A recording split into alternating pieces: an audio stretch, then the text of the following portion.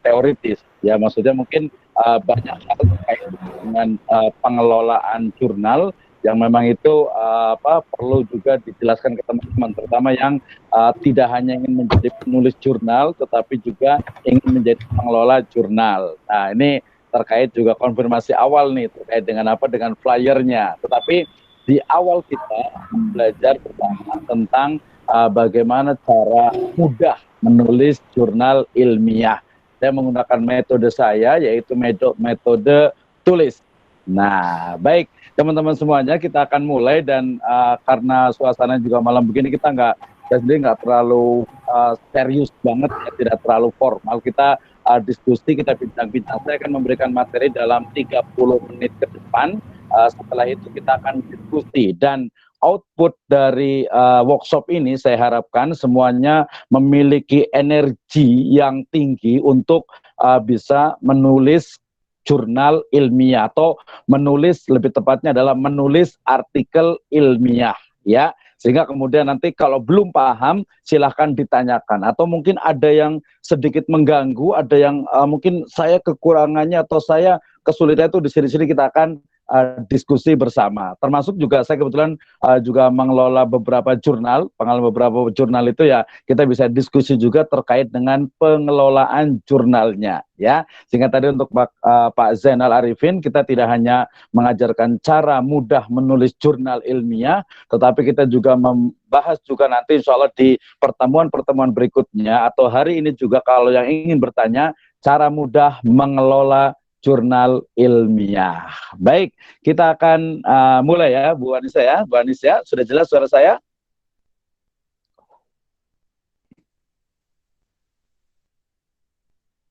Baik, terima kasih. Ya, terima kasih. Kita mulai lagi. Bismillahirrahmanirrahim. Assalamualaikum warahmatullahi wabarakatuh. Alhamdulillah, wassalatu wassalamu ala rasulillah, wa ala alihi wa ashabihi, wa man tabi'ahum bi ihsanin ila yaumiddin, wa ba'd. Qala Allah ta'ala fi kitabihil karim, a'udzu billahi minasyaitonir rajim, bismillahirrahmanirrahim. Nun wal qalami wa ma yasturun. Wa qala Allah azza wa jalla aidan, Iqra bismi rabbikal ladzi khalaq, khalaqal insana min 'alaq, Iqra wa rabbukal akram, alladzi 'allama bil qalam, 'allamal insana ma lam ya'lam. Wa qala Rasulullah sallallahu alaihi wasallam, uktub fawalladzi nafsi biyadihi ma yakhruju minhu illa haqqun. Wa qala aidan, uktubu li abi syah. Wa qala aidan fi silsilah as-sahihah, qayyidul ilma bil kitabah. Amma ba'd, fa in asdaqal hadits kitabullah, khairul huda huda Nabi sallallahu alaihi wasallam. Dan marilah kita sama-sama kepada Allah Subhanahu wa taala yang telah memberikan kenikmatan yang juga kenikmatan Islam dan juga kenikmatan iman.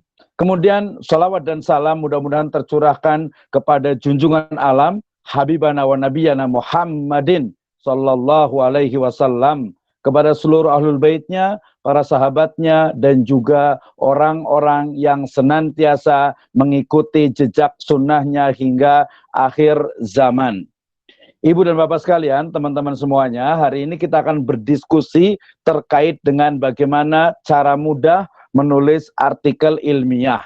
Ini adalah pertemuan pertama sehingga saya akan berbicara dari dasar sekali. Saya akan bicara tentang bagaimana energi dari menulis itu akan menjadikan kita itu memiliki semangat untuk terus ya menulis, untuk terus merangkai kata-kata, untuk terus juga menghasilkan sebuah mahakarya. Baik, Ibu dan Bapak sekalian, ada satu hal yang sangat penting, yaitu bagaimana energi dari menulis itu harus harus dimulai dari keyakinan kita, dari ideologi kita. Kepada Ibu dan Bapak yang mungkin bukan beragama Islam, saya mohon maaf, kita akan berbicara tentang bagaimana Islam itu memiliki spirit yang sangat kuat untuk menulis. ya, khususnya nanti tulisan-tulisan yang sifatnya itu ilmiah. Sehingga kemudian pertama saya mulai dengan firman Allah Subhanahu wa taala dalam surat Al-Qalam ayat yang pertama, ya. A'udzubillahi minasyaitonirrajim. Bismillahirrahmanirrahim.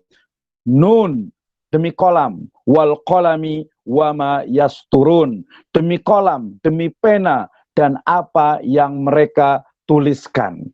Ya, kemudian juga kita masih ingat dan kita insya Allah sebagian masih hafal dengan surat Al-Alaq yang salah satu dari ayatnya menyebutkan bahwasanya alladzi 'allama bil qalam 'allamal insana ma lam ya'lam.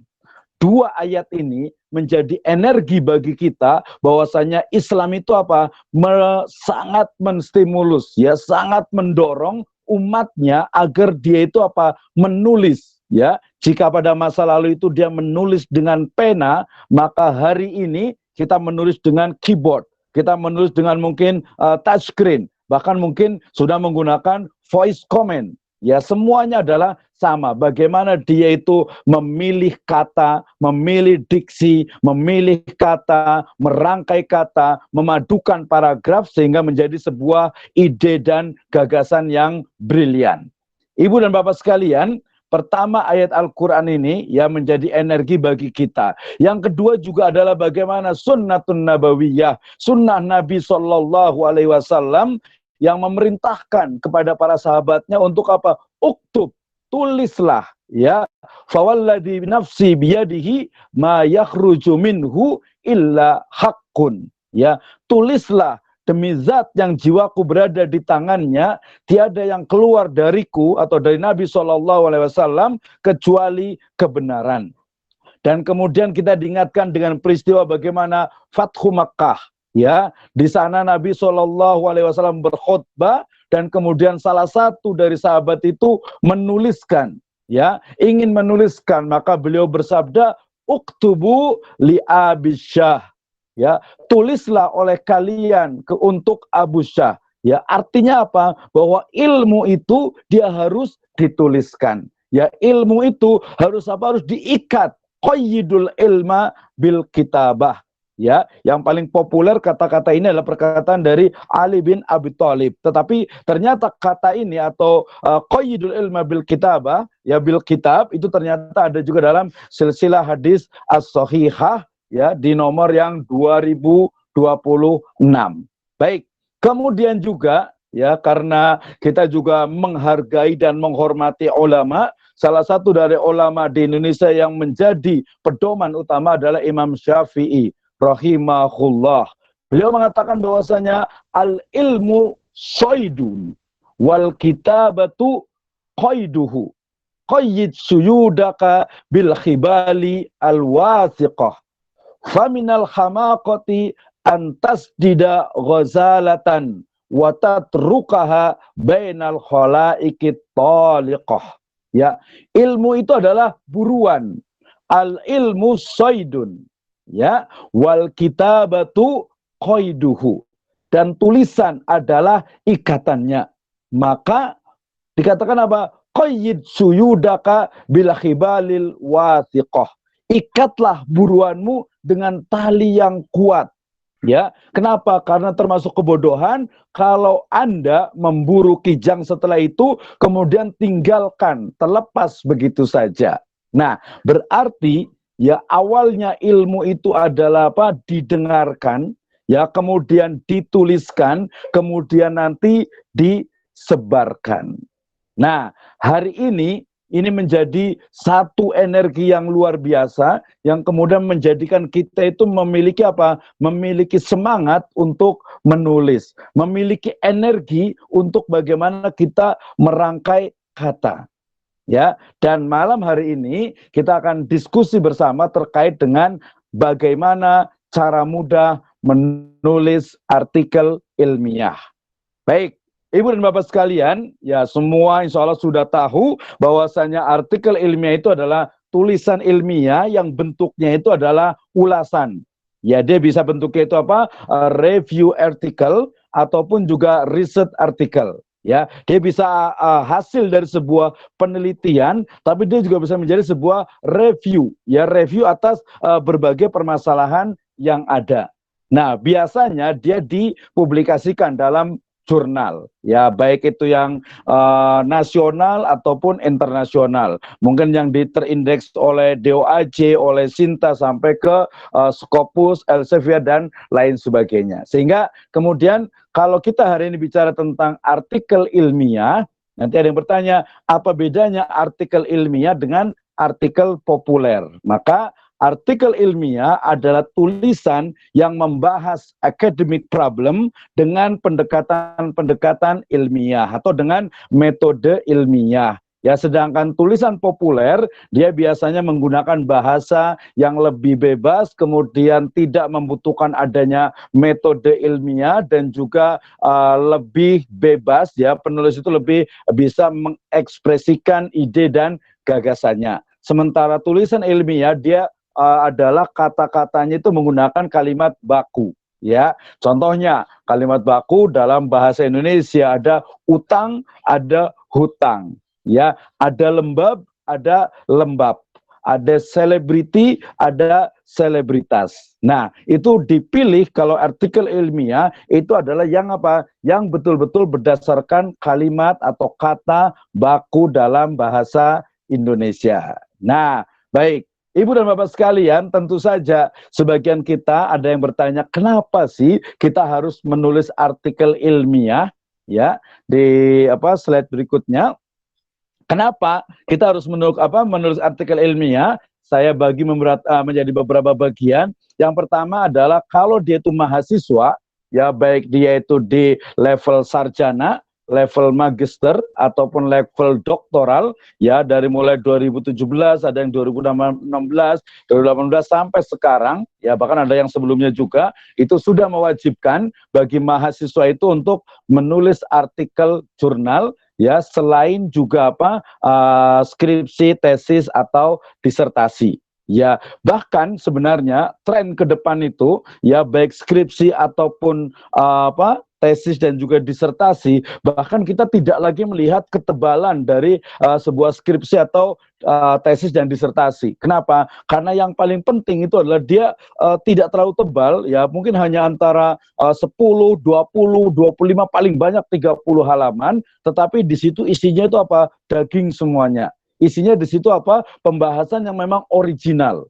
Ya, sebenarnya saya pikir juga percuma juga kalau nulis skripsi atau tesis ternyata tebal sampai 100 atau 200, tetapi ternyata apa? Latar belakangnya ya banyakkan copy paste, kemudian apalagi di bab 2 biasanya. Ya, bab 2 dan bab 3 itu banyak sekali teori-teori yang sudah nggak perlu lagi dibahas sebenarnya. Kenapa? Karena itu sudah baku. Ya, langsung loncat ke bab keempat. Sehingga tren saya lihat ke depan itu bahwa penulisan skripsi tesis gitu ya, itu dia bahkan halamannya itu tidak perlu sampai 50 gitu ya. Bahkan mungkin hanya 25 atau 30. Kenapa? Karena artikel ilmiah pun, artikel jurnal di beberapa jurnal yang terreputasi itu cukup 10 halaman. Ya, 20 itu dianggap terlalu banyak. Kenapa? Karena yang paling penting adalah esensi, inovasi dan juga nilai novelty dari tulisan artikel ilmiah tersebut. Nah, berarti apa? Yang pertama biasanya memang menjadi kewajiban, ya. Nah, ini kita akan bicara nanti, jangan sampai ya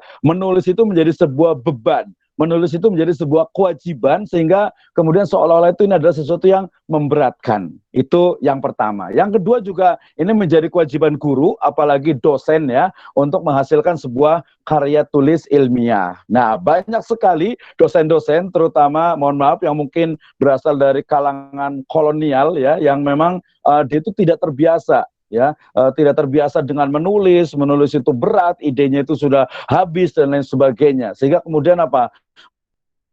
Dia banyak yang copy paste, kemudian juga mungkin mengandalkan dari mahasiswanya, sehingga kemudian apa yang dia dapatkan? Ya padahal apa? Harapan dari guru ataupun dosen lebih banyak ketika dosen itu menulis sebenarnya dia itu melakukan riset, sehingga ketika dia itu mengajar, ya dia melakukan pembelajaran, learning based from research, ya mengajar dia itu ketika dia melakukan pembelajaran itu apa? Berbasis riset. ya bukan hanya riset orang lain. Nah, sehingga kemudian guru dan dosen memiliki kewajiban untuk menghasilkan sebuah karya tulis ilmiah. Kemudian juga ada di beberapa kementerian, di beberapa perusahaan dan juga di beberapa institusi itu juga mewajibkan pejabat tertentu ya untuk menghasilkan tulisan dari hasil risetnya. Ya, ini juga menjadi hal yang sangat penting. Dan jangan lupa ketika Anda menjadi seorang guru besar, profesor, dia bukan hanya jurnal ya, tetapi buku, kemudian juga artikel-artikel yang lainnya, riset-riset dan juga pengabdian itu menjadi satu kewajiban. Sehingga saya melihat juga ada beberapa profesor yang sampai kebingungan, buku apa lagi nih, padahal dia harus menyetorkan dalam satu semester atau 1 tahun. Akhirnya kemudian sedikit dimodifikasi yang lama atau mungkin kadang mengandalkan dari mahasiswanya. Tentu saja ini bukan sesuatu yang elegan. Kenapa? Karena ya seorang dosen, apalagi seorang guru besar itu pasti dia memiliki ide dan gagasan yang banyak. Itulah kenapa dia menjadi seorang guru besar. Dan yang paling penting, ini yang terakhir, yang saya sebut dengan apa? Lillahi ta'ala. Kenapa? Karena dengan menulis tadi, kita itu apa? Mengabadikan ilmu. Kemudian juga berdakwah, kemudian juga yang pasti insya Allah Ta'ala dia akan mendapatkan mardotillah. Ya, lillahi ta'ala itu menjadi satu energi yang luar biasa untuk menulis. Kenapa? Karena banyak orang ketika dia mahasiswa S1 umpamanya, ketika dia sudah 1 kali menulis jurnal karena kewajiban itu, kemudian ketika sudah lulus tidak menulis lagi. Ya, kemudian juga seorang magister juga, ya S2 itu dia menulis jurnal itu karena kewajiban ya di samping adanya tesis. Setelah itu dia tidak menulis lagi. Ya, guru dan dosen ya biasanya hanya kewajiban setahun sekali membuat artikel, itu pun kadang dari mahasiswanya, sehingga kemudian apa? Tidak menulis lagi. Nah, ini tentu menjadi sebuah permasalahan. Padahal riset dan juga publikasi tentunya itu adalah salah satu dari standar kemajuan suatu peradaban di masyarakat. Ya, peradaban itu akan terlihat dari riset yang dilakukan, dari publikasi yang dilakukan, dan tentu saja publikasi itu memiliki impact, ya, memiliki efek, memiliki apa? Dampak yang sangat besar bagi apa? Kemajuan bagi masyarakat secara umum. Sehingga kemudian ya saya bisa mengatakan bahwa Anda itu akan memiliki kemalasan, Anda itu akan merasa bosan, Anda itu akan merasa cepat lelah ketika menulis hanya menjadi sebuah kewajiban. Ketika menulis hanya ingin menjadi sarjana, menjadi master, menjadi doktor, ya atau mungkin menjadi profesor. Energi Anda akan cepat habis. Tetapi kalau kita ingat bahwasanya kita semua akan mati. Kullu nafsin dha'iqatul maut.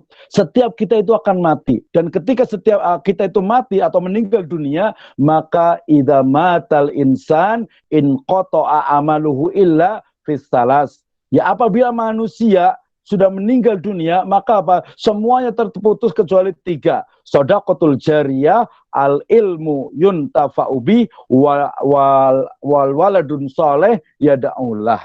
Nah, ilmu yang bermanfaat adalah ilmu yang dituliskan, ya kemudian nanti dibaca, kemudian diamalkan oleh orang lain. Kita bayangkan bagaimana kalau artikel kita ya dibaca dan itu memiliki efek yang sangat positif, itu akan terus ya akan berterusan menjadi bekalan kita di akhirat sana.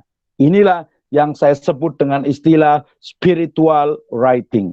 Ya, bagaimana menulis dengan iman. Tujuannya adalah apa? The writing atau the write for the eternity. Menulis untuk keabadian. Ingat, kalau Khairul Anwar itu bercerita atau mengatakan, aku ingin hidup 1000 tahun lagi. Tetapi ketika kita itu menulis, maka kita bisa hidup 1000 tahun, ya 100, ya 1000 tahun, 10.000 tahun, bahkan selama tulisan kita itu masih ada, kita masih hidup, sehingga kita mengenal ya siapa? Imam Al-Bukhari rahimahullah. Kita mengenal juga Imam Syafi'i rahimahullah melalui tulisan-tulisannya. Nah, sehingga kalau pada malam hari ini kita masih merasa bahwa menulis itu adalah beban, bahwa menulis itu adalah sebatas kewajiban, maka lebih baik tinggalkan. Ya, lebih baik tinggalan. Kenapa? Perbaiki niat kita dulu. Untuk apa kita menulis? Sudah jadi sarjana, sudah dapat dunia, ya tapi nggak dapat akhirat. Ya, kemudian sudah jadi master, sudah dapat master. Ya, tetapi apa? Akhiratnya itu terlupakan. Sudah jadi doktor, tetapi apa? Akhiratnya terlupakan. Nah, sehingga ya Ibu dan Bapak sekalian, kita haruskan ya adanya energi ini. Baik. Nah, berikutnya adalah, ini yang penting di sesi kita ini, saya menyebutnya dengan metode tulis, double S ya, tulis. Kenapa? Karena kita bicara tentang bagaimana sebenarnya banyak sekali teman-teman semuanya itu ketika akan menulis ya, kemudian juga akan mengkonversi dari skripsi, tesis atau disertasi itu merasa kesulitan. Bahkan ketika umpamanya tangan itu sudah nempel di keyboard, itu apa? Tidak tahu apa yang akan ditulisnya. Nah, saya menyebutnya dengan istilah tulis. Apa itu? Pertama adalah tetapkan tema. Nah, ini penting sekali. Ya, jadi Ibu dan Bapak sekalian, teman-teman semuanya, kalau kita mau menulis, baik itu skripsi, tesis, disertasi, ataupun juga artikel ilmiah, bahkan tulisan populer pun, itu perlu adanya apa? Diawali dengan menetapkan tema yang akan kita tulis. Nah, tema itu sangat luas sekali, ya. Tema itu sangat berbagai-bagai, ya. Ada ilmu-ilmu yang sifatnya qauliyah, ada ilmu-ilmu yang sifatnya kauniyah. Nah, pertama, tetapkan tema. Kita akan bahas nanti secara detailnya. Kemudian yang kedua adalah apa? Ungkapkan permasalahan. Maksudnya adalah apa? Ketika tema sudah ditentukan, maka apa? Rumusan itu harus masalah itu harus dirumuskan. Maksudnya apa? Maksudnya adalah bahwa ketika sebuah tulisan ilmiah, core-nya itu adalah masalah. Nah, berarti makanya kalau dosen pembimbing itu biasa dia selalu ngomong, coba cari masalahnya. Masalahnya itu apa? Jadi mahasiswa itu suruh cari-cari masalah. Kenapa? Ya ini, masalah ini nanti yang akan dibahas dengan pendekatan ilmiah. Ya, nah ketika seorang mahasiswa itu dia mampu untuk mengemukakan, merumuskan masalah dengan benar, kemudian melakukan pendekatan atau menetapkan pendekatan ilmiah atau pendekatan metode penelitiannya itu yang benar dan berhasil, maka dianggap sudah lulus. Ya, ungkapkan permasalahan, itu yang kedua. Yang ketiga adalah lanjutkan dengan kutipan teori. Ini biasanya masuk ke dalam pembahasan kerangka teori. Apa itu kerangka teori? Yaitu kita membaca dari teori-teori ya terdahulu yang terkait erat dengan apa? Dengan permasalahan yang akan kita hadapi. Ya, ketika umpamanya secara kuantitatif kita ingin meneliti tentang pengaruh budaya atau pengaruh corporate culture terhadap kinerja, atau mungkin pengaruh dari pengasuhan, pola pengasuhan terhadap prestasi siswa, atau mungkin kita pengen tahu pengaruh dari puasa Senin Kemis, ya, maka berarti apa? Teori-teori yang sudah dirumuskan sebelumnya itu harus kita kutip, ya. Nah, pada level S1 sarjana itu biasanya adalah dia itu hanya mendeskripsikan dari teori yang ada, kemudian digunakan untuk apa? Objek yang ditelitinya. Nah, pada level master tentu saja dia sudah mulai mengkritisi, sudah mulai menganalisis dari teori yang ada. Ya, dan pada level doktoral tentu saja dia harus bisa menghasilkan teori setelah membaca teori-teori sebelumnya. Nah, lanjutkan dengan kutipan teori. Ini penting sekali. Ini yang membedakan dengan apa? Dengan istilahnya itu tulisan populer. Ya, sebagaimana dikatakan, dan ketika kita buka Google Scholar, kita akan menemukan bahwasanya kita itu berdiri di pundak para raksasa.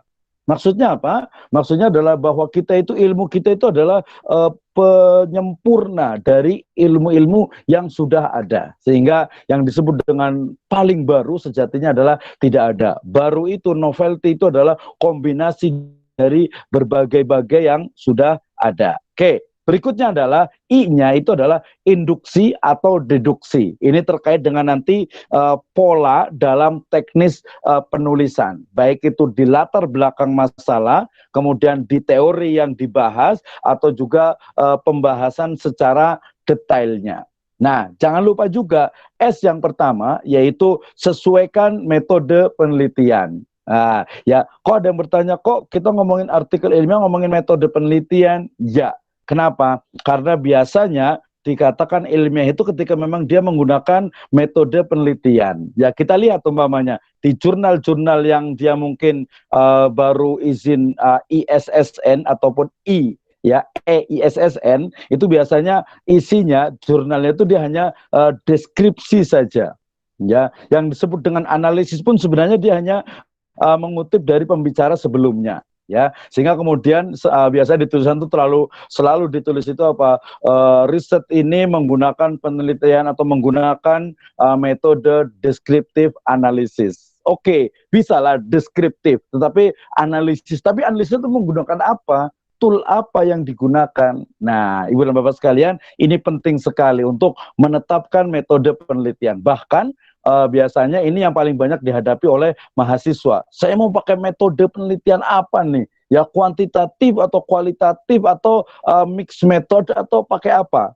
Nah, ini di S yang pertama. S yang berikutnya adalah sertakan analisis mendalam, ya, deep analysis. Kalau di etnografi itu ada thick description dan juga penarikan kesimpulan yang benar, ya. Nah, tulis, kita akan bahas satu-satu. Ibu dan Bapak sekalian, kita lanjutkan. Kita mulai dari sentuhan atau tentukan tema. Ini penting sekali. Kenapa? Karena banyak orang ingin membuat sebuah tulisan, ya, tetapi kemudian temanya itu juga apa? Kadang bingung bagaimana menetapkan tema. Maka saya menyebutnya dengan istilah CDM atau CDM, ya. Pertama itu adalah cinta. Apa itu? Cinta itu adalah apa? Tema yang kita sukai. Nah, ini juga buat teman-teman yang menulis skripsi, tesis, ataupun disertasi, juga menulis artikel jurnal. Ya, jadi tema yang dipilih itu memang tema yang kita betul-betul ya kita suka gitu. Saya senang saya senang etnografi deh. Saya senang juga antropologi. Saya senang Islamic law juga. Kemudian juga menarik hati tentu saja ya. Ketika tema itu kita sukai, otomatis kan juga menarik hati. Itu yang pertama. Yang kedua adalah apa? Dekat. Maknanya apa? Bahwa tema yang dekat dengan kita. Ya, ini biasanya yang kadang orang tuh, wah, saya pengen riset yang amazing, yang mungkin ideal. Saya pengen buat umpamanya perbandingan antara Indonesia dengan Malaysia. Ya boleh sih, bagus gitu. Tapi apa namanya? Nanti terkait dengan apa? Terkait dengan apa? Dananya, kemudian juga waktunya, kemudian juga apa? Mungkin susah untuk mendapatkan datanya. Sehingga dekat di sini adalah tema yang dekat dengan kita, kemudian juga mudah mencari datanya. Ya, saya pengen buat riset di perbankan tentang bagaimana sih sebenarnya penggunaan dana bank itu. Wah, itu nggak bakalan dikasih tuh ya. Kenapa? Karena itu sebagian dari apa? Bagian dari rahasia bank, tidak mungkin diberikan sekalipun kepada peneliti, kecuali dia yang internal gitu ya. Oke, itu juga pilihannya. Kemudian ada juga nih, orang itu kan beda-beda. Saya pengen beda, saya pengen yang menantang. Ya, menantang itu artinya apa? Ingin kita ketahui, ya. Berarti kan ada muncul rasa apa? Penasaran. Ini juga penting sekali. Saya membuat sebuah riset yang saya pikir ini menantang sekali dan saya lihat kayaknya belum banyak orang, kecuali nanti pendekatan dari antropologi. Saya menggunakan fenomenologi. Ini juga menarik sekali. Termasuk juga saya kebetulan di background saya adalah di Islamic law, sehingga juga di Islamic economic and business, sehingga kemudian riset saya lebih banyak ke Islamic law, kemudian Islamic economic dan business, dan juga sebelumnya ada di antropologi.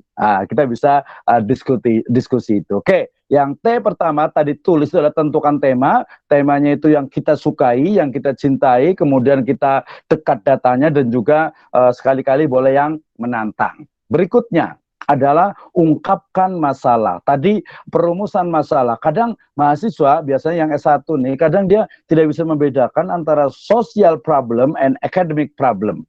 ya, antara social problem, permasalahan sosial, apa itu permasalahan yang mudah dicari jawabannya.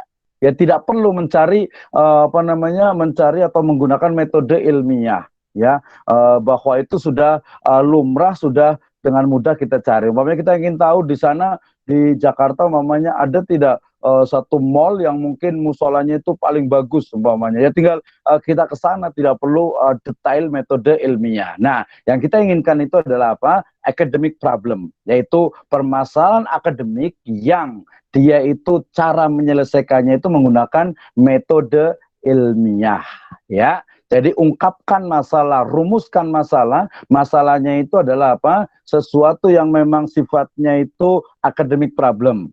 Ya, biasanya kalau secara teori ini biasanya masalah itu adalah gap antara das Sein dengan das Sollen, ya, perbedaan, ya, jurang antara sesuatu yang teoritis dengan yang praktis, ada perbedaan. Tetapi saya biasanya ke mahasiswa itu saya sampaikan bahwa masalah itu adalah sesuatu yang belum Anda ketahui dan ingin Anda ketahui. Atau ringkasnya, apa itu masalah? Masalah adalah sesuatu yang belum Anda ketahui. Gampang banget kan? Jadi nggak usah ribet-ribet, ya. Ini terutama yang masih pemula, yang belum terbiasa untuk menulis. Jadi masalah itu ya yang belum kita ketahui itu masalah. Ya minimal masalah buat saya gitu. Tinggal nanti diarahkan saja apakah masalah ini dia social problem atau academic problem. Nah, ini kita bahas di ungkapkan masalah. Yang berikutnya adalah tadi lengkapi dengan teori. Ini penting sekali dan perlu adanya referensi atau bacaan-bacaan terkait dengan tema yang dilakukan. Ya, teori ilmu pengetahuan yang dia itu terus berkembang sehingga kemudian apa? Kita bisa memilih ya teori mana yang digunakan, atau bahkan di level master itu dia menganalisis, mengkritisi dari teori yang ada, atau mungkin juga di level doktoral itu dia sudah bahkan mengalahkan gitu ya, membuat satu teori yang baru ya. Sehingga kemudian sebagai contoh, umpamanya dalam dunia pendidikan itu ada teori tentang tabula rasa, ya, bahwasanya manusia itu ya itu dalam keadaan di awal itu dalam keadaan putih kosong, ya, seperti gelas kosong atau seperti kertas yang putih, sehingga dia itu akan dituliskan oleh orang tuanya, oleh pendidiknya dengan apa yang dilakukan dari guru atau guru pendidik dan juga orang tuanya. Padahal teori tabula rasa ini sudah sangat ketinggalan, ya, sudah sangat terkalahkan oleh penelitian-penelitian yang lainnya. Kemudian juga ada teori dari Clifford Geertz dalam bukunya yaitu The Religion of Java. Ya, dia mengatakan bahwasanya ada 3 golongan, santri, priayi, dan abangan. Ya, ternyata apa? Kalau kita lihat teori ini, ya sudah usang. Ya, kenapa? Karena santri itu sudah berbeda dengan yang dulu. Kemudian abangannya pun sudah berbeda, priayinya pun sudah berbeda. Ya, demikian juga teori-teori terkait dengan hukum, ekonomi, bisnis, apalagi ilmu sosial. Termasuk juga dalam nanti metode penelitian di beberapa kampus, terutama di Fakultas Ekonomi dan Bisnis dan juga nanti yang syariah, dia akan biasa masih menggunakan ANP. Ya, padahal di beberapa kampus di Eropa itu dianggap sudah ketinggalan zaman. Janganlah pakai ANP, itu udah bosen, udah ganti lagi ya, sudah pakai Delphi, sudah pakai mungkin dia pendekatan data analisis gitu dan sebagainya, atau menggunakan data tapi dengan mikrodata dan sebagainya. Itu dia terus berkembang, sehingga lengkapi dengan teori, artinya adalah teori-teori mutakhir, ya, yang menjadikan ilmu kita atau temuan kita itu lebih memiliki nilai. Berikutnya adalah ini pilihan antara induksi dan deduksi, terutama nanti terkait dalam teknis penulisan, ya, teknis penulisan. Kalau saya di Islamic Law biasanya lebih memang ke arah induksi, ya, tetapi kemudian sangat memungkinkan juga membutuhkan deduksi atau gabungan dari keduanya, atau bahkan mungkin nggak usah mikirin ini gitu, mungkin udahlah tulis saja, yang penting kita tahu bahwa arahnya ke sini ke sini ke sini, ya, walaupun nanti kita akan lihat biasanya kalau dosen pembimbing itu tahu ketika mahasiswa itu menulis latar belakang saja itu sudah ketahuan ini kopian dari internet, ya, kemudian juga ini bukan kata-kata dia, kemudian juga antar satu paragraf itu tidak padu. dan seterusnya. Nah, berikutnya adalah sesuaikan metode penelitian. Ini sebenarnya di satu semester tersendiri, bahkan di beberapa kampus itu sudah 2 semester, baik dia sifatnya yang teoritis ataupun teknis penulisan dari karya tulis ilmiah. Sehingga Ibu dan Bapak sekalian, tentu saja ketiga dari metode ini sangat bagus ya, ada kuantitatif atau kualitatif ataupun mixed method atau multi approach ya. Walaupun di sini akan terjadi juga perbedaan apakah kuantitatif atau kualitatif itu adalah metode. Kalau saya sendiri berpendapat bahwasanya kuantitatif atau kualitatif itu adalah jenis dari data. Ya, jenis datanya itu adalah kuantitatif, jenis datanya itu adalah kualitatif, atau mungkin datanya itu ada dua antara kuantitatif dengan kualitatif. Nah, pada level doktoral biasanya itu dia mencoba untuk menggabungkan ya, menggunakan mixed method, atau beberapa kampus itu menggunakan istilah kuantitatif. Nah, oke.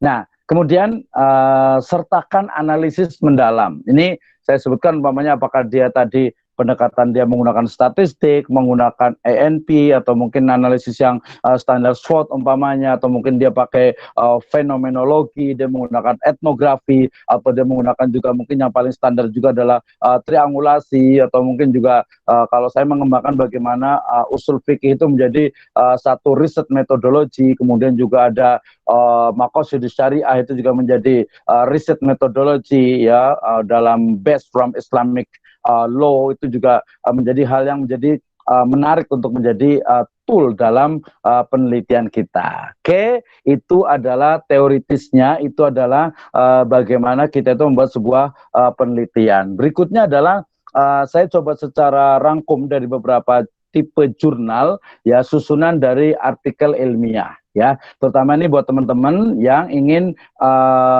mengubah ya, bukan merubah ya. Kalau merubah jadi menjadi rubah, tapi mengubah berarti mengubah atau mengganti style atau mengganti bentuk, itu mengubah ya. Jadi buat teman-teman yang ingin mengubah tesis atau skripsi ke jurnal ya, maka sebenarnya mudah sekali, dimulai dari abstrak. Oke. Ketika kita bicara tentang abstrak, ya nanti ada abstrak, ada latar belakang, ada kerangka teori, ada metode penelitian, ada pembahasan, ada kesimpulan, ada referensi. Kita bisa diskusikan bersama. Oke, pertama ketika bicara tentang abstrak, maka ini banyak sekali ya, beberapa mahasiswa yang S2 juga masih kadang terjebak dengan penggunaan abstrak ini, sehingga abstrak itu menjadi sangat panjang, bahkan kadang-kadang itu abstrak itu dia anatominya itu tidak sesuai dengan yang diinginkan. Padahal tahu ya, anatomi, susunan, anatomi dari abstrak itu kan sebenarnya gampang sekali. Kalau saya merumuskannya dengan apa?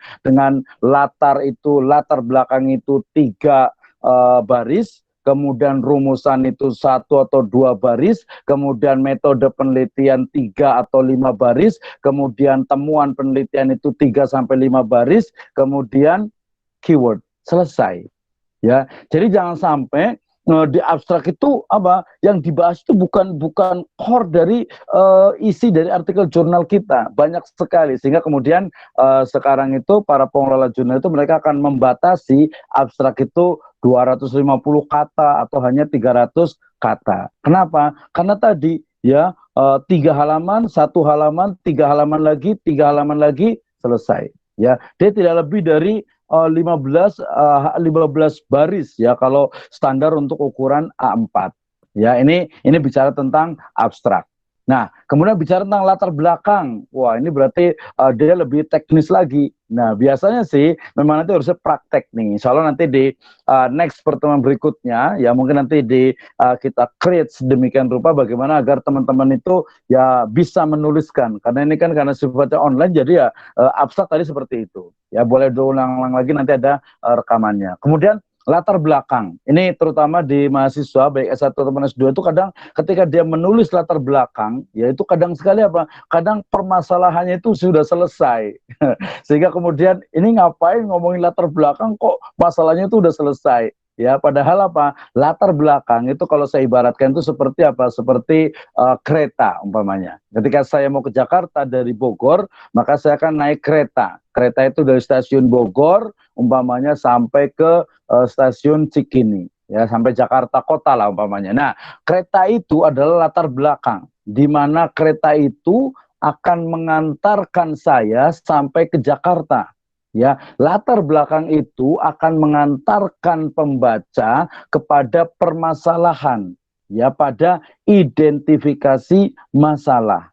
Sehingga kemudian kalau latar belakang itu ternyata menyelesaikan masalah, masalah itu sudah selesai, wah berarti itu jelas-jelas tidak sesuai dengan apa yang disebut dengan latar belakang masalah. Nah, biasanya saya juga mengajarkan mahasiswa saya untuk di latar pun biasanya kita buat outline. Ya, kalau tadi outline itu biasanya di sistematika penulisan, ya di akhir bab pertama, maka di latar belakang pun biasa saya ingin agar mahasiswa itu memudahkan, ya, seperti membuat apa ya, semacam duri ikannya, ya. Jadi bagaimana kita membuat kerangkanya. Jadi latar belakang pun kita buat kerangkanya. Nah, kemudian dari kerangka itu kemudian apa kita jadikan nanti satu persatu kita tambahkan, istilahnya itu kita berikan dagingnya. Jadi kerangka itu adalah tulang dari ikannya itu, kemudian isinya perlahan-lahan kita tambahi dengan dagingnya. Nah, ini terkait dengan latar belakang. Kemudian nanti kalau udah latar belakang, otomatis juga di dalamnya pasti ada identifikasi masalah dan juga perumusan masalah. Beberapa jurnal tidak menggunakan identifikasi, langsung ke dia ke perumusan masalah. Dan ini bedanya juga. Jadi kalau umpamanya dibahas dalam artikel jurnal, itu biasanya terjadi itu adalah apa? Yang terjadi itu adalah bagaimana ternyata di latar belakang itu, ya, atau mungkin nanti di identifikasi masalah atau di perumusan masalah itu sering sekali yang muncul adalah apa? Adalah oh, pembahasan ini seharusnya itu apa? Seharusnya dia lebih detail nanti di bagian berikutnya. Ya, kemudian juga latar belakang itu tadi dengan outline yang jelas, nanti kita akan bisa menemukan, oke, berarti alur berpikirnya itu seperti ini. Ingat, karena dia adalah outline, berarti dia sangat mungkin sekali untuk berubah, untuk dirubah, ya, ketika mulai kita menuliskannya. Nah, kita bicara tentang latar belakang. Jadi kalau masih ada yang bingung dalam menuliskan latar belakang ini, maka apa? Maka ya tadi dengan pendekatan outline. Nah, kemudian kalau deskripsi atau tesis biasanya identifikasi atau perumusan masalah atau pertanyaan penelitian itu terpisah, maka biasanya di jurnal itu ketika kita akan mengubah menjadi jurnal tesis, disertasi ataupun apa skripsi, maka dia tinggal apa? Tinggal pertanyaan penelitiannya, ya rumusan penelitian itu dia digabungkan di akhir pembahasan tentang latar belakang. Itu yang terjadi. Jadi di jurnal itu tidak perlu dituliskan perumusan masalah, karena di akhir dari latar belakang itu sudah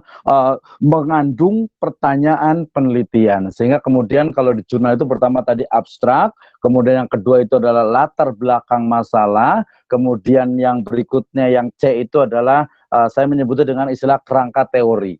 Ada menggunakan kerangka teori, ada menggunakan kerangka pemikiran, ada menggunakan landasan pemikiran, ada juga menggunakan landasan teori. Itu berbeda-beda, ya. Tapi saya menyebutnya dengan kerangka teori. Kenapa? Karena teori yang akan digunakan untuk menganalisis dari objek penelitian kita. Nah, jadi tadi ya bedanya kalau di skripsi, tesis atau disertasi, setelah latar belakang itu ada rumusan permasalahan, maka kemudian beberapa jurnal itu rumusan masalahnya itu digabungkan ke dalam latar belakang atau background. Nah, ketika berbicara tentang kerangka teori, tadi agak sedikit ini dari Pak Dokter Nyata dari Semarang ini, jauh sekali ya. Beliau bertanya tentang grand teori di antropologi dan sosiologi, luar biasa sekali. Ya, kita juga bicara sebenarnya tentang the art of Islamic research. Ini juga menjadi satu temuan teori baru untuk pengembangan ilmu pengetahuan. Jadi bicara tentang grand teori dan middle teori, nanti kita bisa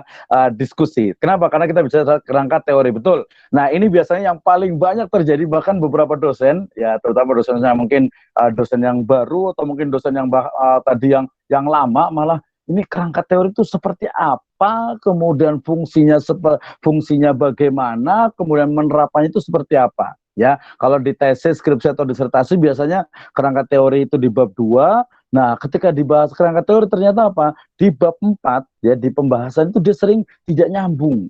Ya, tidak nyambung. Padahal apa? Harusnya kerangka teori di bab 2 itu akan muncul sebagai tool, sebagai pisau analisis di bab keempat. Ya, terutama nanti ke teori yang memang digunakan. Nah, terkait dengan memang ada beberapa kampus menggunakan istilah grand teori, ada middle teori, ada aplikasi teori. Nah, dalam jurnal artikel ilmiah biasanya istilah-istilah tersebut itu lebih disederhanakan dan terkadang dia hanya menggunakan satu teori yang lebih spesifik.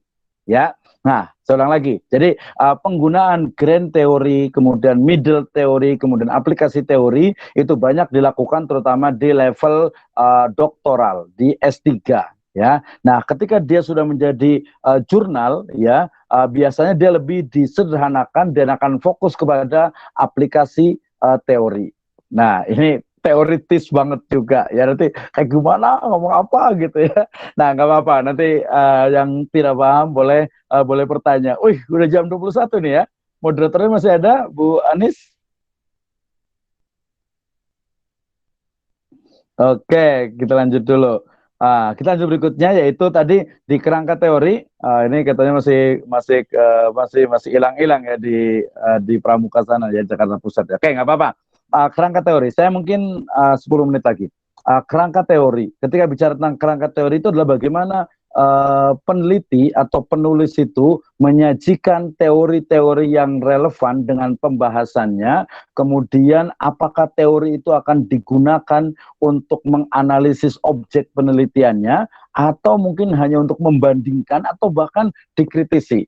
Ini levelnya tadi saya katakan itu berbeda-beda antara level sarjana, magister dengan doktoral. Ya, jadi ini penggunaan kerangka teori. Nah, karena saya base adalah Islamic Law, saya ingin menggunakan bagaimana kerangka teori itu kalau kita lihat di bidang pendidikan, bidang manajemen, bidang ekonomi dan bisnis, sayangnya memang masih berkiblat ke barat. Ya, sebenarnya saya bukan anti barat gitu ya, tetapi kemudian banyak sekali teori-teori Western itu, barat itu yang tidak sesuai dengan ketimuran kita ya, dengan ketimuran kita, termasuk juga kita itu memiliki turos, kita itu memiliki warisan budaya, warisan ilmu juga yang sangat luar biasa ya, sehingga kemudian apa, ini tugas terutama nanti di level master dan juga doktoral untuk bisa mengembangkannya. Sehingga kalau umpamanya di kampus-kampus Islam ya, kita akan mengatakan bahwasanya janganlah ketika mengambil teori ekonomi itu hanya mungkin dari David Ricardo, atau mungkin dari Clark Marx, atau mungkin juga dari dari Adam Smith dan lain sebagainya. Ambillah dari Abu Yusuf, ambil dari Abu Hanifah, ambil dari umpamanya Ibnu Khaldun, ya, ambil dari teori-teori yang lainnya sebagai opposite, sehingga kemudian kita juga memiliki akar keilmuan yang kuat. Ya, ini satu teorinya dan ini tugas kita bersama. Oke, nah setelah kerangka teori ditemukan, berikutnya adalah metode penelitian, dan ini yang paling membedakan antara satu tulisan dengan tulisan yang lainnya, antara satu jurnal dengan jurnal yang lainnya, satu analisis dengan analisis yang lainnya. Tentu saja dalam menentukan, dalam menggunakan metode penelitian ini akan sangat dipengaruhi oleh objek yang akan ditelitinya, ya. Sehingga kadang sering sekali mahasiswa bertanya, Pak, saya menggunakan metode apa ya?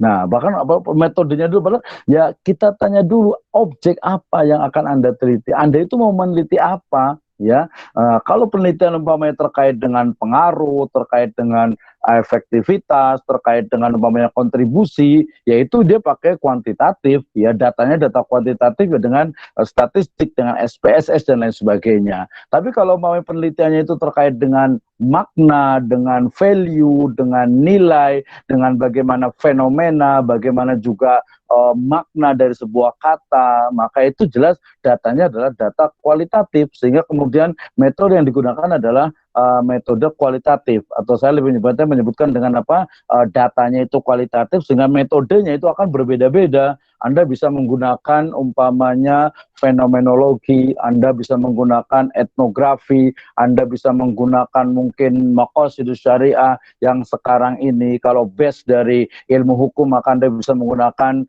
empirical legal studies atau mungkin normative legal studies. Kalau saya menyebutnya dengan ada juga Islamic studies atau Islamic research studies, yang itu bisa kita kembangkan.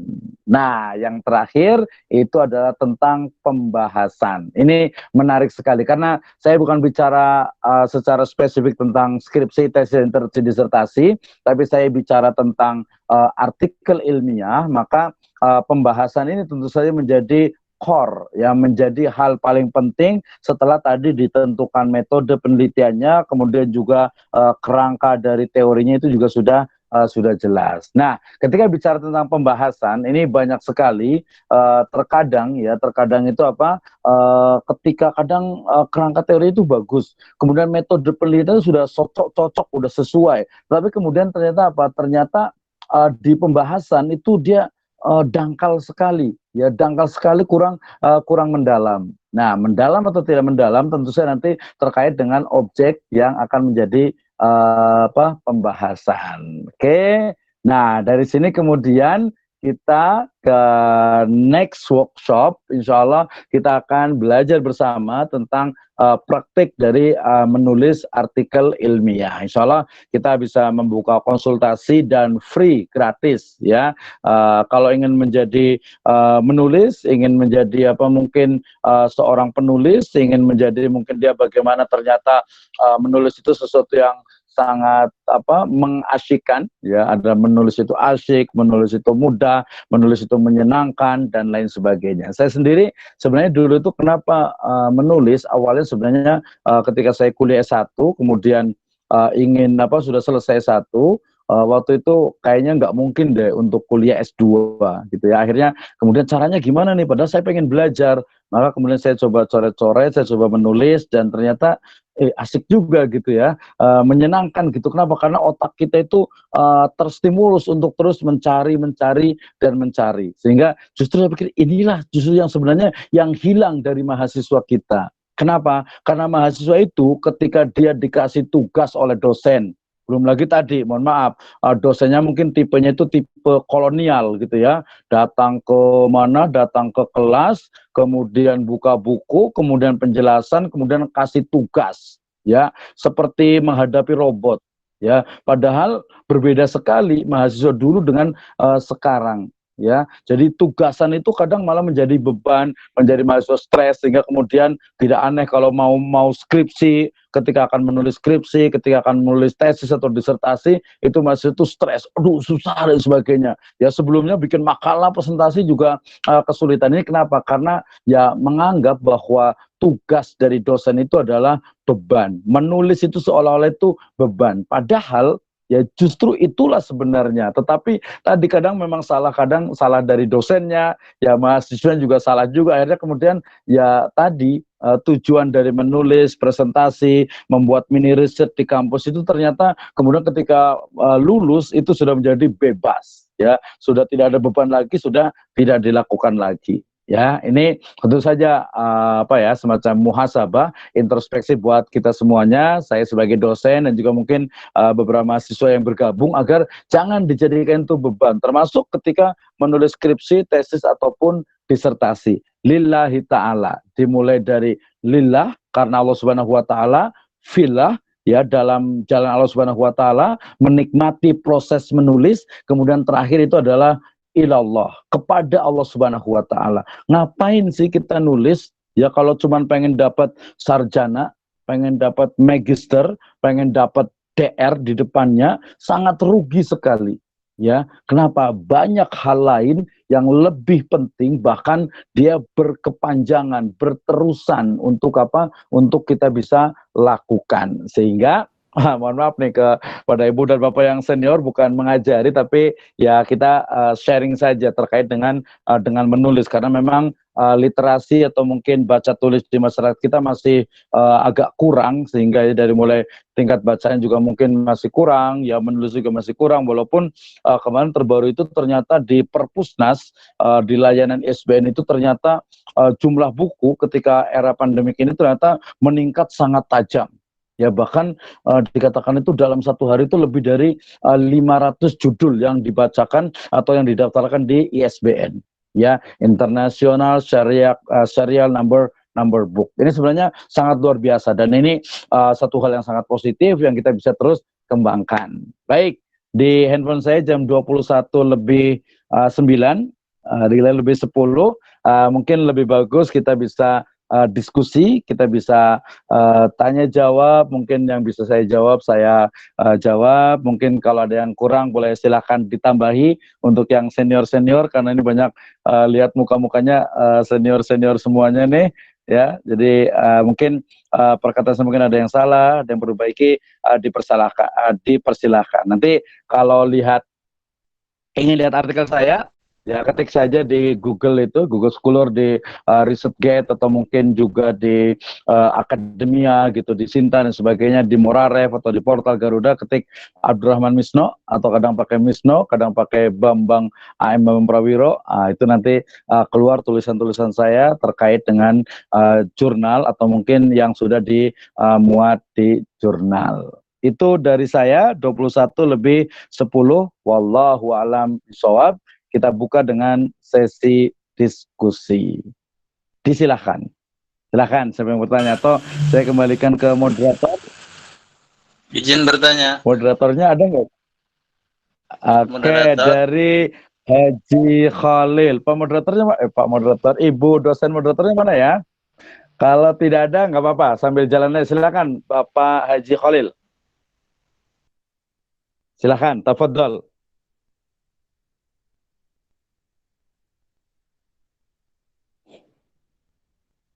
Ya, bisa didengar?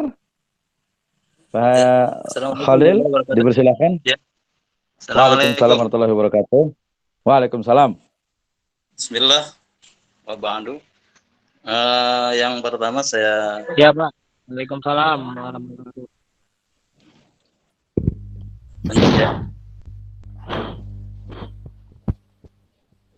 Yang pertama saya termasuk yang beruntung bertemu dengan Bapak Dr. Abdul Karim.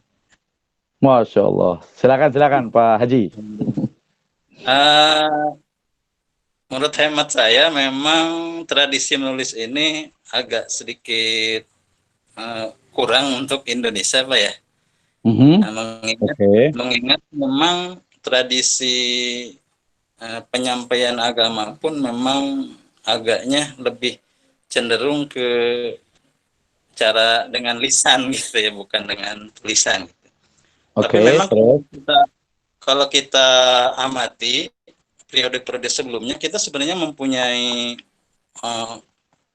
ulama-ulama penulis yang luar biasa untuk Indonesia ya. Misalnya Hussein Nabwi Banten ya, itu kan ulama nasional, internasional, dan kitab-kitabnya sampai sekarang masih dipelajari di berbagai perguruan tinggi, bahkan kemudian di Mesir juga dipelajari. Kesininya memang agak kurang, bahkan ada ungkapan atau anekdot apa gitu bahwa Indonesia ini memang jangankan menulis gitu, dari sisi pendidikan saja kalau dibandingkan dengan Jepang kan, kalau Jepang SMA ke atas pendidikannya ya 70% atau 80%. Kalau Indonesia bahkan 80%-nya pendidikannya SD gitu ya. Itu menurut penelitian atau apa ya yang saya pernah baca. Oleh karena itu ada juga misalnya orang yang pintar lisan tidak pintar menulis gitu ya. Ada juga orang yang pintar nulis tidak pintar untuk menyampaikan secara bahasa lisan gitu. Kemudian ada yang dua-duanya, pintar berbahasa lisan, pintar dengan bahasa tulisan. Ada juga yang tidak pintar dua-duanya. Nah ya, ini mungkin seperti saya. Untuk itu barangkali karena kesempatan ini agak sedikit sempit begitu, bagaimana untuk menarik minat gitu, cara menulis untuk tingkatan di sekolah, minimal sekolah lanjutan pertama misalnya, supaya mendorong motivasi mereka untuk mau menulis gitu. Sebab sekarang itu jangankan mereka menulis, mengerjakan tugas-tugas dari gurunya saja kan udah agak sedikit enggan gitu. Karena itu bagaimana tip-tip ya untuk barangkali memotivasi ini pada level belum mahasiswa ya, baru tingkat lanjutan supaya nanti pas menjadi mahasiswa itu sudah terbiasa gitu. Karena sekarang itu mahasiswa saja kan sudah seperti yang dokter sampaikan tadi, udah agak malas, bahkan kalau melihat dosennya saja udah yang killer-killer itu udah keder-keder aja, takut diberi tugas. Oleh karena itu bagaimana mulai dari awal gitu memotivasi mereka untuk mau menuliskan ide-ide mereka yang ada di benak mereka, itu barangkali yang perlu disampaikan. Oke. Kemudian yang kedua, Ada lagi, mohon maaf, silakan. yang kedua, bagaimana di era wabah COVID ini supaya tulisan-tulisan itu walaupun ilmiah tapi menarik gitu untuk dibaca gitu. Jadi banyak misalnya kita menulis sesuatu baik di medsos atau apa gitu, artikel, tapi yang berkaitan langsung dengan kondisi sekarang gitu. Tapi yang kira-kira ilmiah tapi menarik begitu. Itu bagaimana caranya? Terima kasih, Pak Dokter. Assalamualaikum warahmatullahi wabarakatuh. Waalaikumsalam warahmatullahi wabarakatuh. Oke, terima kasih untuk Pak Khalil. Saya mau menunjukkan ini dulu sebentar nih, karena insya Allah workshop kita tidak hanya satu kali ini saja. Insya Allah kita akan berterusan, kita akan nanti ada sesi berikutnya. Banyak hal menarik tadi dari pembahasan Pak Khalil. Pertama sebenarnya gini, terkait dengan literasi di Indonesia. Saya mungkin agak sedikit opposite ya. Kalau mengatakan bahwasanya tingkat menulis masyarakat Indonesia itu berkurang, tentu saja ini sangat banyak dipengaruhi oleh sejarah, banyak dipengaruhi oleh keadaan waktu itu. Saya tadi bahas sedikit ya sebelum berikutnya ini, karena menarik, karena ini penting untuk agar masyarakat kita juga tahu. Begini, pertama adalah terkait dengan kenapa para dai itu kemudian mereka itu banyak menggunakan lisan. Ya jelas sekali, ya kenapa? Karena memang mad'unya itu adalah mereka itu lisan. Ya mad'u mereka itu ya di Jawa, mungkin juga beberapa bagian Sumatera, Borneo, Sulawesi, itu mereka memang nggak biasa menulis, sehingga ya memang dakwah ya dengan lisan yang dilakukan. Itu yang pertama. Jadi pilihannya itu memang pilihan yang sangat tepat sekali. Tetapi kemudian jangan lupa bahwasanya ulama-ulama kita itu sangat ahli sekali dalam bidang menulis. Saya pernah diskusi dengan seorang ahli sejarah di Palembang di Sumatera Selatan. Ternyata tradisi menulis di Palembang, Kesultanan Palembang Darussalam itu sangat luar biasa sekali. Ya itu yang pertama. Sehingga kalau dulu pernah ada nonton film yang walaupun salah dari si ceritanya, yang Gending Pajajaran itu, ternyata tradisi menulis itu yang paling banyak itu adalah eranya Kesultanan dari Palembang Darussalam, itu satu. Kemudian di Sumatera Barat, ya sekarang ditemukan banyak sekali manuskrip yang dulu, sehingga bukan hanya Al-Minangkabau ya, kemudian juga di Banten, Kesultanan Banten itu sangat luar biasa. Dan jangan lupa di Jawa Tengah, di Surakarta, di Jogja dan Pakualam itu ya, itu tradisi menulis itu sangat luar biasa. Ya teman-teman dan Bapak Ibu semuanya tahu kenapa kemudian setelah Nawawi Al-Bantani itu kemudian seolah-olah tidak ada lagi tradisi menulis atau kurang lah ya. Kurang, jawabannya ya jelas sekali, karena lebih kurang 350 tahun bangsa Indonesia. Sebenarnya bukan bangsa Indonesia, tapi bangsa yang ada di wilayah Nusantara lebih tepatnya. Kalau Indonesia kan lahirnya tahun 1945. Ya, jadi setelah masa Nawawi Al-Bantani, di masa-masa berikutnya, ternyata penjajahan Barat itu begitu luar biasa, kolonialisme itu luar biasa, menghentikan tradisi menulis. Itu bukan menghentikan, ya gimana mau nulis orang lagi perang, ya sulit lah, susah gitu ya. Walaupun kita tahu ada Babad Diponegoro, ya, di mana Pangeran Diponegoro itu juga menulis kisah-kisah ketika di Manado dan juga di Makassar, gitu ya, di Ujung Pandang kayak dulu itu. Nah, itu juga terjadi. Kemudian jangan lupa, saya ingin menyatakan ini bahwasanya tulisan-tulisan kita, ya bahasa sedikit kasarnya itu adalah dirampok, ya, dirampok dan dibawa, ya, oleh penjajah.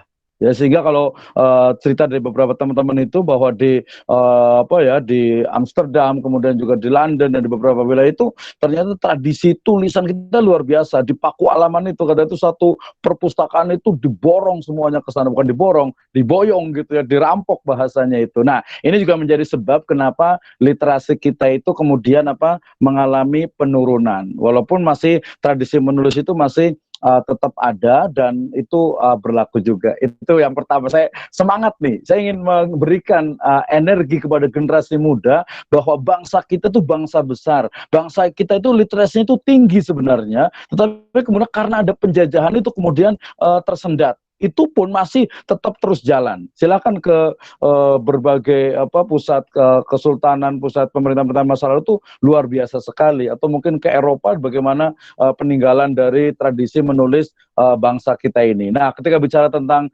Islam di Baghdad, ya sampai-sampai dikatakan itu tradisi menulisnya ada Darul Hikmah, ya ada Baitul Hikmah yang sangat luar biasa, perpustakaannya itu betul-betul tradisi yang luar biasa. Oke, itu yang pertama. Ya, ini mungkin meluruskan dan juga ini kan ke teman-teman bahwa tradisi menulis kita itu luar biasa. Dan sekarang itu tadi saya katakan dalam satu hari itu lebih dari 500 buku itu dicetak atau didaftarkan di Perpusnas, di ISBN itu. Itu menjadi hal yang luar biasa sekali. Oke, yang kedua adalah terkait dengan bagaimana menumbuhkan minat menulis di level SMP. Ya, nah tentu saja tadi kata-kata tugas, biasanya saya itu selalu menghindari kata-kata tugas untuk mahasiswa saya. Kenapa? Tugas itu adalah sesuatu yang memberatkan. Saya selalu merubahnya dengan istilah apa? Challenge, ya, tantangan. Ini adalah satu train untuk Anda itu menjadi seorang yang mampu untuk menuangkan ide dan gagasannya. Nah, di level SMP tentu saja jangan pernah dipaksa mereka untuk melaksanakan tugas. Jadi guru itu harus pandai, harus pintar bagaimana ini tuh bukan tugas, tapi ini adalah salah satu dari cara agar Anda itu, agar siswa itu mampu untuk mengekspresikan, mampu mengungkapkan gagasan-gagasan briliannya. Jadi langkah pertama itu jangan pernah mengatakan itu adalah tugas, karena tugas itu adalah membebani dan memberatkan. Kedua adalah membiasakan untuk menulis. Ya, di era media sosial ini dengan YouTube dengan lain sebagainya, ya dengan media sosial video dan sebagainya, itu justru kalau saya menyebut dengan era puncak dari literasi. Setiap orang selalu menulis di WhatsApp, ya. Setiap orang mungkin dia melihat YouTube. Setiap orang mungkin dia membaca WA-nya, membaca Facebook-nya, membaca dan juga melihat Instagram-nya. Ya, itu semuanya adalah puncak. Nah, tinggal kita bagaimana mewariskan itu. Ya, mewariskan kepada anak-anak kita ya yang di SMP itu. Kemudian yang terakhir adalah bahwasanya berikan stimulus-stimulus mereka untuk bisa terus belajar, terutama saya terkait dengan istilahnya dengan konsep dengan konsep belajar merdeka, tentu saja dalam konteks yang lebih islami dan lebih humanis. Ya, bagaimana siswa itu memang betul-betul jangan dibebani dengan berbagai hal yang kemudian dia itu akhirnya malah tidak suka dengan belajar. Ya, kalau masih ada, contohnya adalah ketika masih ada anak SMA yang lulus kemudian dia coret-coret bajunya dan sebagainya, itu berarti dia itu merasa bebas, merasa merdeka. Ya, dan seolah itu tugas-tugas itu sudah tidak ada lagi. Jadi learning is fun dan juga belajar. Saya mengambil kutipan dari Pak Bambang di Bimba IUEO. Beliau mengatakan bahwasanya belajar itu adalah untuk bahagia. Ketika dia belajar saja tidak bahagia, bagaimana mau berhasil proses belajarnya? Jadi belajar itu adalah proses untuk membahagiakan manusia. Nah, kalau masuk kelas sudah gurunya killer atau mungkin sudah tradisi lama digunakan, dia tidak bisa memahami bagaimana siswa sekarang, akhirnya kemudian yang terjadi seperti itu. Ya, ketakutan untuk membaca dan juga menulis. Ya, jadi kalau saya katakan itu ini masih masih mental bangsa terjajah. Ya, duduknya saja depan belakang itu adalah mental bangsa terjajah. Belajar, ingin lulus, ingin dapat kerja, ingin dapat ijazah, itu adalah mental bangsa terjajah. Dan benar, Belanda itu pertama membuat sekolah itu adalah agar lulusannya itu menjadi pekerja Belanda. Ya kan? Ini karena saya juga dari tahun berapa ya udah jadi guru lama juga, saya selalu mengajarkan anak-anak saya atau mungkin siswa-siswa saya itu untuk pertama juga mahasiswa. Nah, itu yang kita bisa lakukan literasinya. Nah, insya Allah untuk Pak Haji Khalil ini kita akan diskusi lagi nanti di pertemuan-pertemuan yang akan datang yang lebih teknis lagi, termasuk kita buat proyek. Saya punya komunitas majelis penulis yang teman-teman yang suka nulis sekarang hari ini ada sekitar 3 atau 4 proyek untuk menulis. Silakan bisa komunikasi dengan Bu Anis juga, dengan saya juga. Ini salah satunya. Ini ada buku Motivatulis, ya. Motivatulis itu motivasi menulis. Kemudian lagi satu itu apa? Ini motivasi yang membaca. Kemudian ini ada tentang yang muamalah dan banyak lagi. Boleh lihat di Facebook saya. Ini sebenarnya kita juga mengajak bahwa ini penting juga, jangan merasa juga saya mau nulis buku sendiri saja ya, itu kadang muncul keegoannya. Nanti lihat beberapa hal bahwa sekarang juga eranya adalah berjamaah, eranya itu bareng-bareng, jangan ego, jangan merasa kita itu paling pintar sendiri, jangan apa orang lain tuh ketika melihat orang itu kemudian kita iri dan lain sebagainya. Tidak seperti itu. Terima kasih untuk Pak Khalil, kita bisa diskusi lagi nanti. Silakan yang berikutnya. Terima kasih Pak. Assalamualaikum.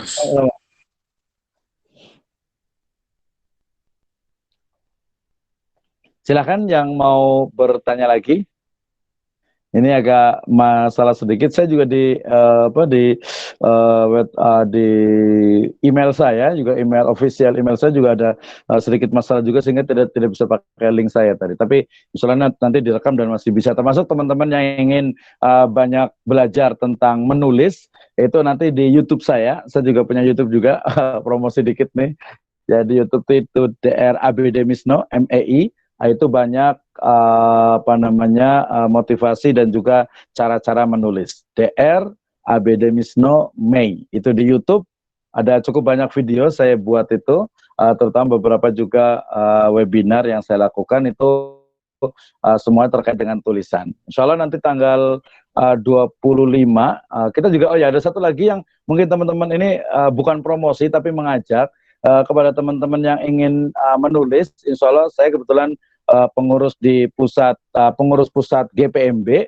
GPMB itu Gerakan Pemasyarakatan Minat Baca, itu di bawah Perpusnas. Insya Allah tanggal 26 dan tanggal 27 itu ada seminar nasional. Nah, di seminar nasional itu ada call paper untuk penulisan artikel ilmiah dan juga artikel populer. Semuanya gratis, tidak dibayar. Silakan boleh lihat di gpmbnasional.org, ya, di GPMB Nasional, itu dibuka, atau mungkin nanti bisa hubungi saya juga. Kebetulan saya di bagian reviewer untuk penulisan yang karya tulis yang populer. Yang ilmiah nanti ada Prof. Hana dari Kendari, ya, itu tim kita semuanya. Jadi silakan dan gratis. Kemudian menjadi juga pembicara di seminar nasional, terutama di parallel session. Nanti mungkin saya akan share juga untuk linknya. Nah, itu untuk yang kita belajar sama-sama menulis. Kenapa kita menulis? Karena kita ingin hidup 1000 tahun lagi. Nah, silakan yang lain yang mau bertanya. Kita batasi nanti sampai 45 lah ya. Sekarang 227. Silakan, ada yang mau bertanya lagi?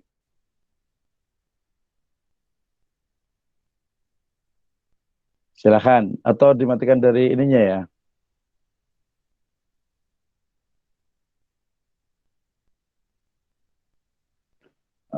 Sebentar.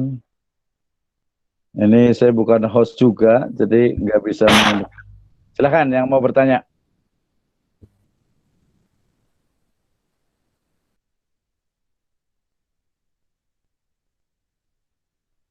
Masih ada 40-an. Kita bisa diskusi, silakan. Atau saya baca dulu di ini ya, di room chat kali ya.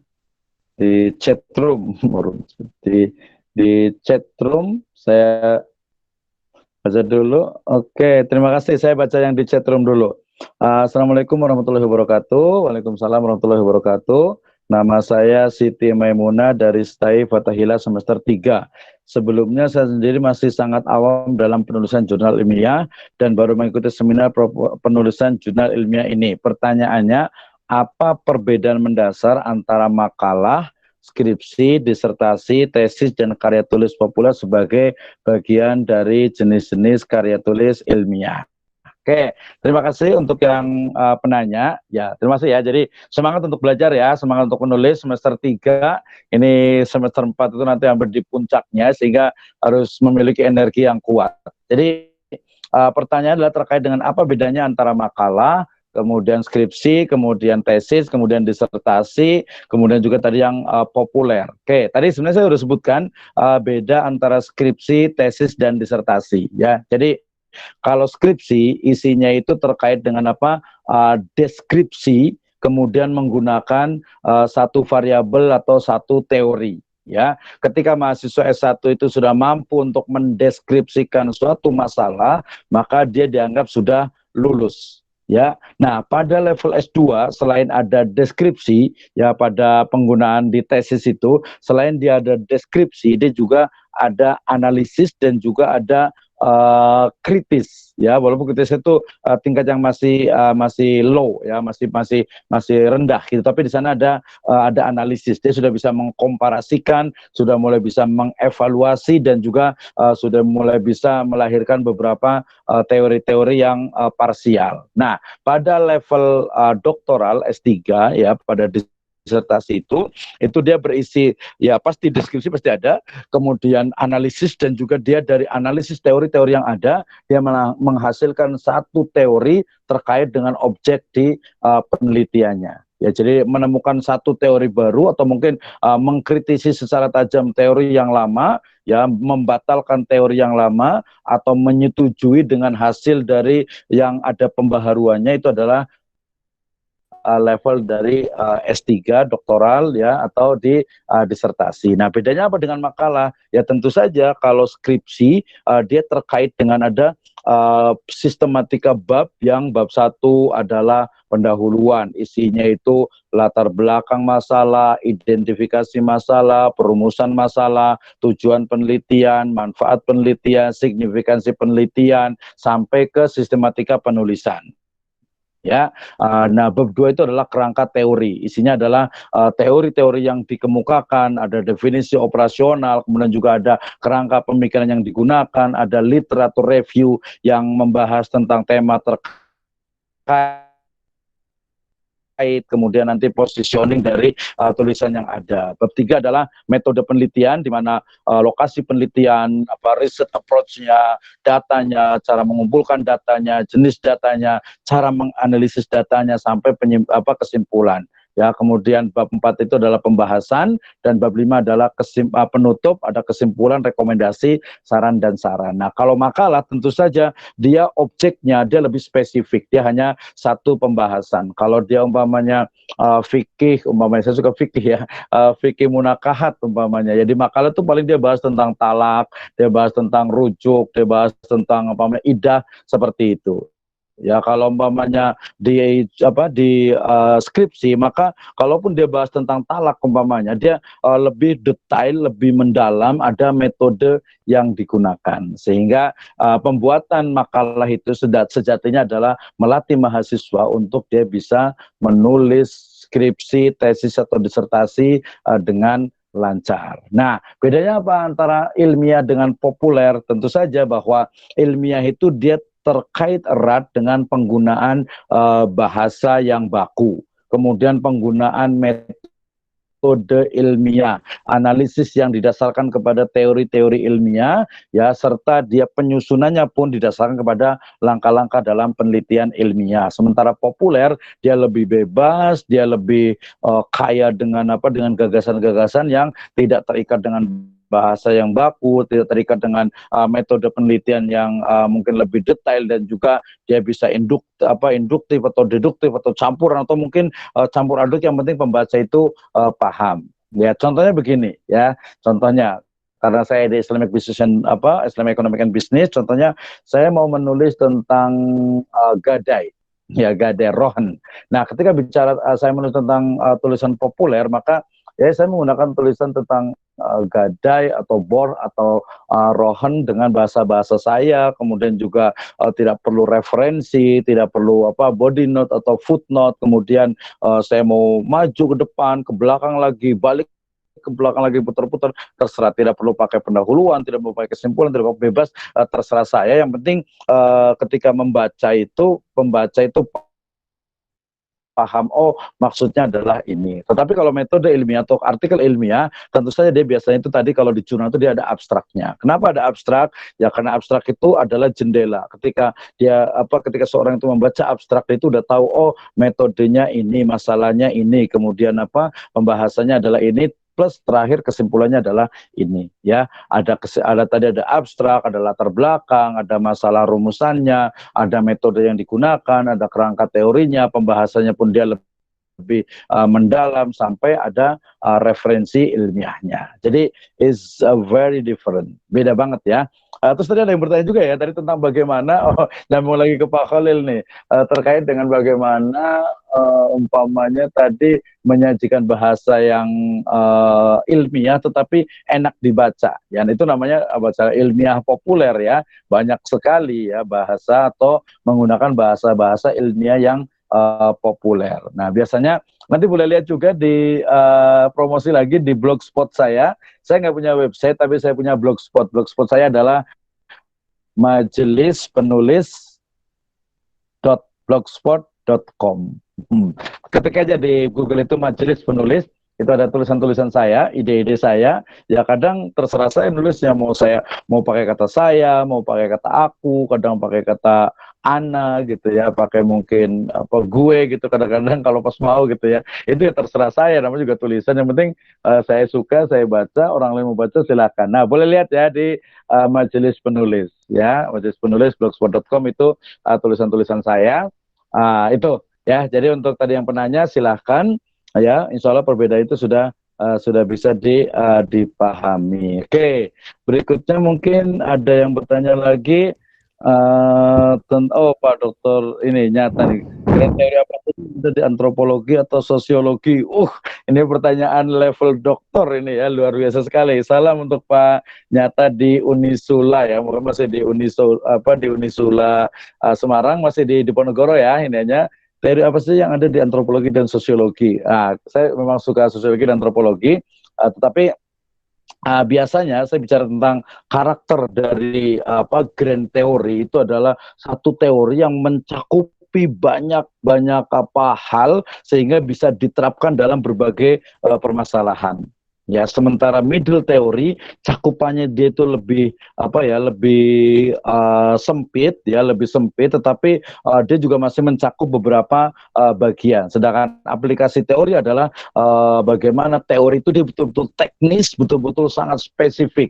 Contohnya di disertasi saya mengungkapkan sebuah teori namanya reception through selection modification. Itu reception, penerimaan hukum Islam melalui seleksi dan modifikasi. Ya, riset saya di Kampung Naga di Tasikmalaya, kemudian juga di Baduy Banten, dan juga di Marunda Pulo di Jakarta Utara. Nah, saya temukan bahwasanya ternyata mereka selain menerima, karena kita menggunakan teori-teori sebelumnya, ada teori resepsi, ada resepsio in contrario, ada resepsi exitnya Hazairin, ada resepsio Ilcoin. Nah, saya menggunakan reception through selection modification. Nah, ini kalau kaitan dengan antropologi, sangat banyak sekali ya. Nanti boleh baca-baca lagi, nanti kita bisa diskusi lagi. Terima kasih. Tadi ada yang bertanya lagi. Tadi mau nanya dulu ya, sebentar ya. Saya tanya dulu. Pak Muhammad Tuanto. Saya Muhammad Tuanto dari STI Madinatul Ilmi. Wah, di Depok ini kandidat dokter kayaknya. Izin bertanya bagaimana langkah-langkah dalam membuat jurnal ilmiah yang baik dan benar, dan bagaimana cara mempublish yang baik jurnal nasional maupun internasional. Terima kasih. Cuma pertanyaannya ini sama dengan di player kami, makanya tadi Pak itu sempat ada yang komentar. Langkah-langkah dalam membuat jurnal ilmiah. Nah, maksudnya adalah langkah-langkah membuat artikel jurnal ilmiah kali ya, bukan membuat atau mengelola jurnal ilmiah, karena berbeda ya. Oke, saya pahami sebagai bagaimana langkah-langkah membuat artikel jurnal ilmiah yang baik dan benar, dan bagaimana cara mempublishnya, ya kan? Seperti itu. Terima kasih Pak Muhammad Wanto ya. Nah, jawabannya adalah cara menulis jurnal ilmiah tentu saja tadi dengan menggunakan metode tulis itu awali dengan apa? Dengan tema. Ya, saya mau menulis temanya tentang apa ya?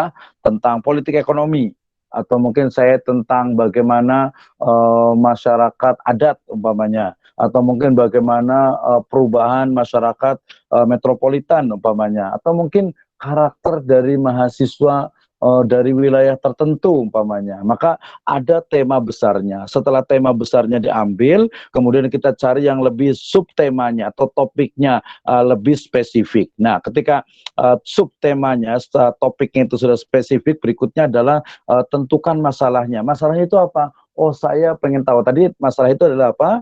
Adalah sesuatu yang belum kita ketahui. Oke, saya pengen tahu tentang ini. Oke, berarti itu masalah. Tapi masalah ini masalah sosial atau masalah akademik nih? Ini masalah sosial doang, biasa gitu. Oh, nggak aneh. Oh, kita ganti lagi lah. Oke, ini yang lebih akademik problem. Oke, ditemukan masalahnya. Kemudian setelah ditemukan masalahnya, tentukan metodenya, kemudian juga teori yang digunakan sampai ke pembahasan, kemudian ambil kesimpulan. Gampangnya adalah tulis, tulis, dan tulis. Ya, 3 aja, maka double ST ya.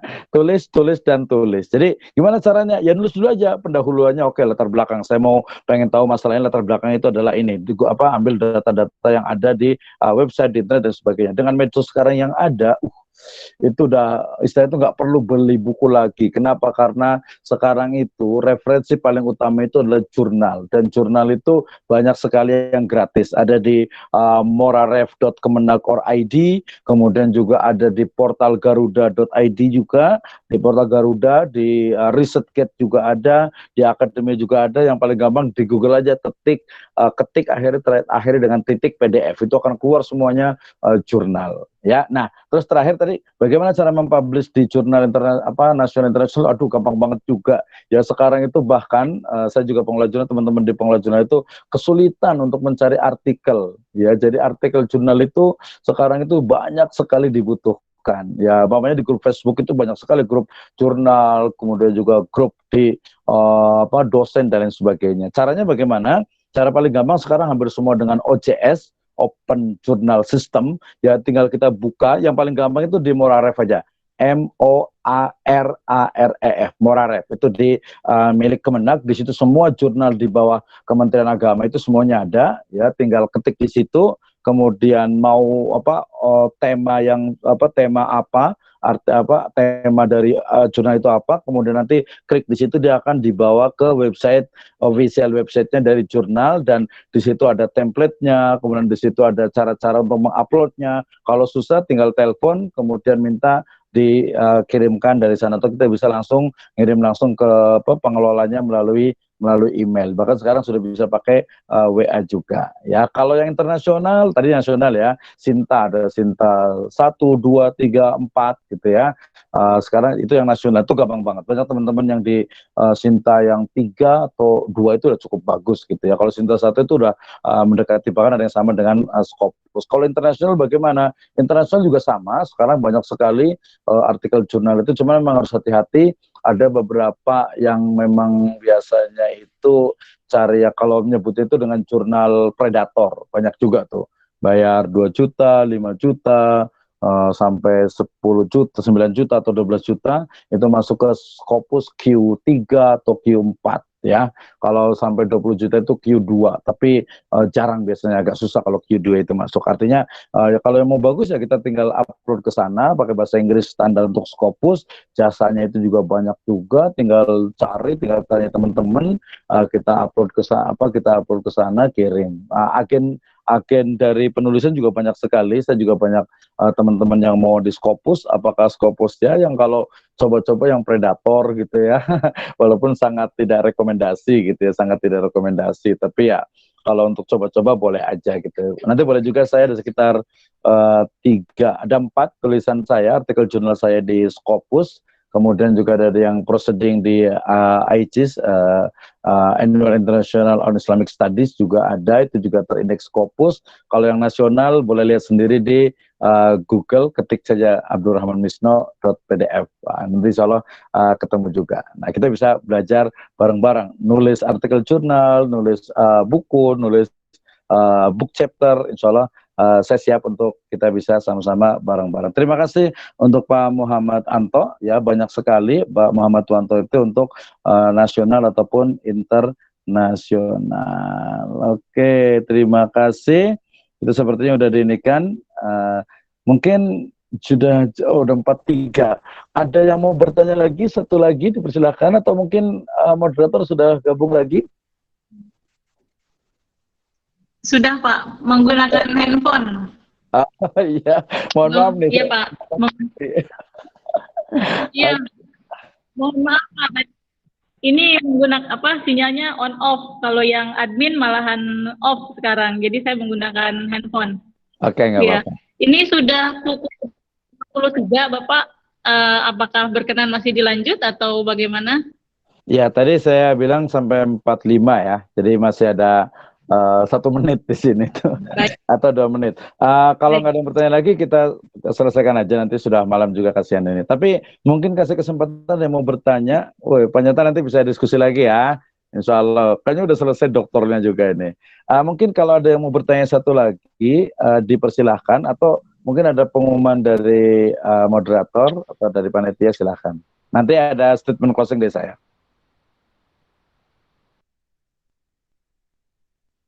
Bisa nyambung? Oke, saya awali dengan closing statement dari saya dulu, karena saya nggak enak kalau teman-teman tuh nungguin gitu, kayaknya nggak enak banget gitu ya.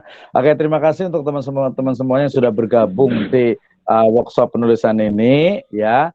Insya Allah mudah-mudahan ini bukan yang terakhir, kita akan lanjut lagi lebih teknis lagi, dan mungkin orangnya juga terbatas, biasa nggak usah banyak-banyak ya. Jadi mungkin hanya 5, saya pernah punya kelas online itu 5 atau 10 itu udah paling banyak gitu, untuk kita sama-sama yang betul-betul serius, yang betul-betul mau untuk belajar menulis, baik populer ataupun ilmiah, baik buku ataupun artikel jurnal, itu sangat mungkin sekali. Ya, untuk Pak Muhammad Wanto, ya silakan, mungkin kalau itu bisa saya bantu juga untuk publikasi ilmiahnya.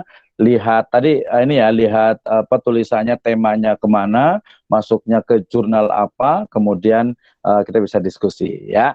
Nah, oke, itu dari saya. Dan yang terakhir adalah bahwa dengan menulis ini energi itu harus kita hidupkan. Salah satunya adalah bagaimana kita itu menulis itu karena Allah Subhanahu wa Ta'ala. Itu energi yang paling kuat untuk kita. Nah, kemudian teruslah menulis dan menulis. Dengan menulis itu kita akan belajar lagi, kita akan mampu untuk memahami bahwa kita masih banyak kekurangan, dan kita juga akan terus ada perbaikan secara terus menerus. Baik, terima kasih dari saya. Keep writing. Wallahu a'lam bishawab. Assalamualaikum warahmatullahi wabarakatuh. Silakan. Waalaikumsalam warahmatullahi wabarakatuh. Ya, baik Bapak Ibu sekalian, Bapak Dr. Abdul Misno, terima kasih atas ilmunya. Ini barangkali kelanjutan dari webinar kali ini. Mungkin ada tindak lanjut Pak, karena ini animo teman-teman, walaupun di sini banyak yang senior, barangkali ini berkenan untuk Bapak sekaligus menjadi pembimbingnya untuk menulis dalam hal menulis karya ilmiah gitu Pak, sekaligus mempublish ya dari karya ilmiah ini. Jadi ini yang Bapak sampaikan bukan yang pertama dan yang terakhir, tetapi mungkin ini akan ada kelanjutannya gitu, akan ada kelanjutannya dari webinar kali ini, mungkin dengan materi-materi yang lain. Dan kalau yang saya lihat, mungkin bagi teman-teman yang belum tahu, ini Pak Misno ini sangat konsen dengan penulisan dan sudah melahirkan ratusan buku ya Pak, sudah melahirkan ratusan buku. Jadi menulis itu seperti bicara kalau yang saya lihat dari seorang Bapak Misno ini gitu. Jadi insya Allah jika Bapak berkenan, nanti kita lanjut di WhatsApp grup ya Pak.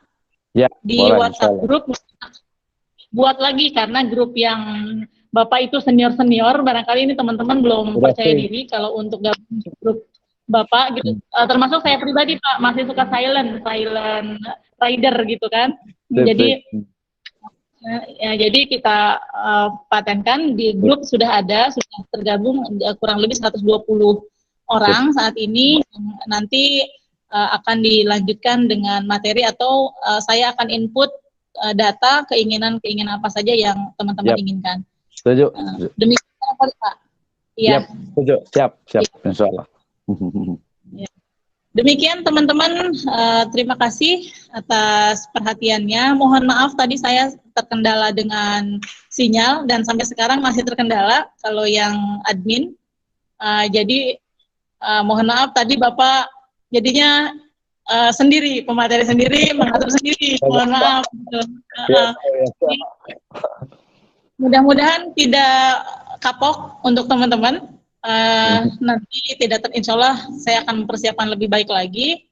Demikian, terima kasih atas ilmunya Bapak, teman-teman, terima kasih atas kehadirannya, atas partisipasinya, mohon maaf atas segala kekurangan.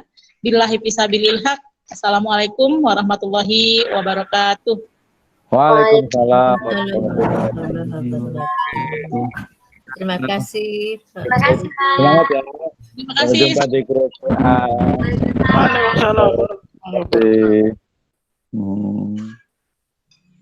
Bagi yang menginginkan record nanti akan ada di WhatsApp grup ya. Yang ingin masuk